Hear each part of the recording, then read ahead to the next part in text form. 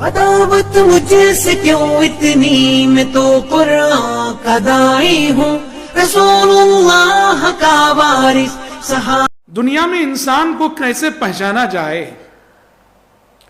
کسی بھی انسان کے بارے میں ہم کیسے جانیں کہ یہ صاحب خیر ہے یا صاحب شر ہے، ہم کیسے پہچانیں کہ یہ اچھا ہے یا برا ہے۔ عام طور پر لوگ انسان کے ظاہر کو دیکھ کے حکم لگا دیتے ہیں اور طے کر بیٹھتے ہیں کہ یہ بہت اچھا انسان ہے، سر پہ ٹوپی ہے، چہرے پہ داڑھی ہے، بسا اوقات جبہ پہنا ہوا ہے۔ ظاہر کو دیکھ کر لوگ یہ طے کر دیتے ہیں یہ بہت اچھا انسان ہے۔ حسن ظن یہ بہت اچھی چیز ہے، لیکن یاد رکھیے شیخ الاسلام ابن تیمیہ رحمۃ اللہ علیہ کا ایک جملہ ہے، محض ظاہر کو دیکھ کر حکم لگانے والے بہت بڑا دھوکہ کھاتے ہیں۔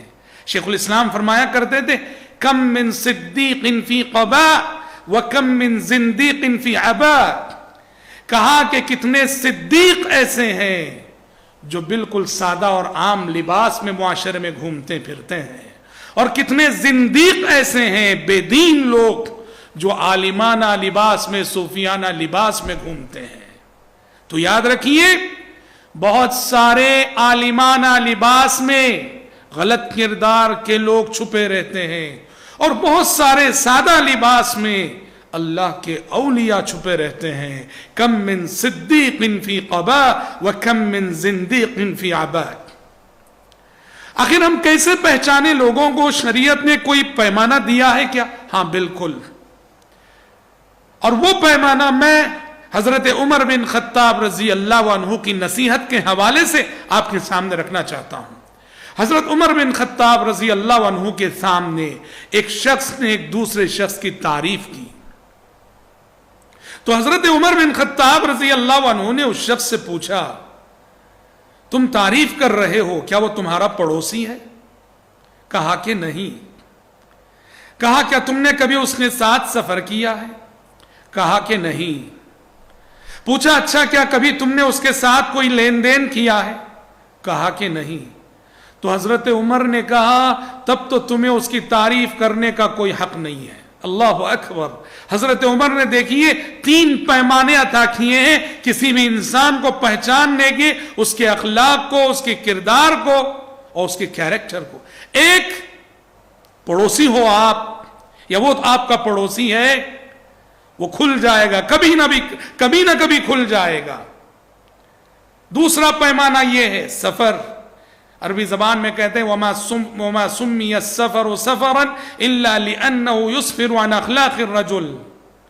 عربی زبان میں لفظ سفر کے معنی آتے ہیں ظاہر کرنا، تو سفر کو سفر اسی لیے کہا گیا ہے کہ سفر میں آدمی کے پوشیدہ اخلاق ظاہر ہو جاتے ہیں۔ نارمل لائف میں انسان کے جو اخلاق ظاہر نہیں ہوتے وہ سفر میں ظاہر ہو جاتے ہیں، وہ کتنا اچھا ہے کتنا برا ہے۔ اور سب سے آخری اور تیسرا پیمانہ ہے معاملات، لین دین۔ اور حضرات میں کہتا ہوں یہی سب سے بڑا پیمانہ، جس انسان کے معاملات اچھے نہیں وہ انسان اچھا نہیں، جس انسان کا لین دین صحیح نہیں وہ انسان صحیح نہیں، بھلے سے فرشتے کا سراپا کیوں نہ رکھتا ہو۔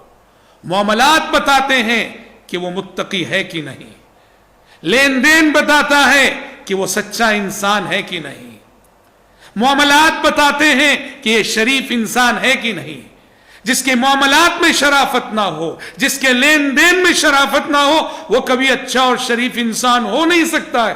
لہذا زندگی میں کبھی کسی کے ظاہر سے دھوکہ نہ کھانا، اور شیخ الاسلام ابن تیمیہ کے اس جملے کو ہمیشہ ذہن میں رکھنا، کم من صدیق فی قباء وکم من زندیق فی عباء، کہ کتنے صدیق ایسے ہیں جو عامیانہ لباس میں ہوتے ہیں، اور کتنے زندیق ایسے ہوتے ہیں جو صوفیانہ لباس میں ہوتے ہیں۔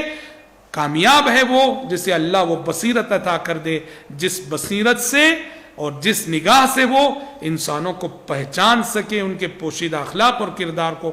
رب العالمین مجھ کہنے والے کو اور آپ سبھی سننے والوں کو اس نصیحت پر عمل کرنے کی توفیق عطا فرمائے، آمین۔ والسلام علیکم ورحمۃ اللہ وبرکاتہ۔